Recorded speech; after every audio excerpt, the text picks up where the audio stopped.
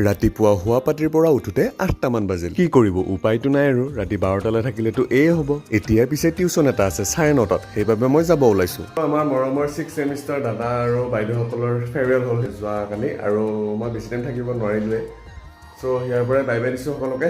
সকলোৱে যাতে জীৱনত আগুৱাই যোৱা আৰু ভাল কাম কৰি যোৱা। বাৰু অহা বছৰলৈ আমি ওলাম। এতিয়া মই টিউচনটোলৈ যাওঁ বলক। ঘৰত মা নাই, সেইবাবে লগবোৰ দি যাওঁ, কিন্তু এইখন গুৱাহাটী নহয় দেই ৰাইজ। আৰু এই সুন্দৰ ৰাস্তাটোৱে মোৰ গাড়ীৰ পৰা মোৰ দেহাটো গোটেই লৰাই দিছে। বাৰু এতিয়া মই টিউচন আহি পালো, আৰু মই হোমৱৰ্ক দিয়াখিনি অলপ প্ৰেক্টিচ কৰি আছে। টিউচনত মই বেছি ভিডিঅ' নকৰিলো, কিন্তু তাৰ পৰা আহি মই মোৰ নেক্সট ষ্টপেজ ললো লাৰুৰ দোকানত। আৰু এইফালে চাওক, দোকানত থাকোঁতে এইফালে আহি গ'ল ডাব নাৰিকল। লগৰ এটাৰ ঘৰত লাগি আছিল, সি ইয়াতে বেচিব আনিছিল। গোটেইকেইটাটো চেল গ'ল, বাকী দুটা আমিয়ে কিনি পেলালো। আৰু গৰমত জুচ বা বেলেগ কিবা নাখায় যদি এইটোৱে খাই থাকো, আমাৰ দেহাটো বহুত শীতল পৰি থাকিব। এইটো মাল ভাল লাগে।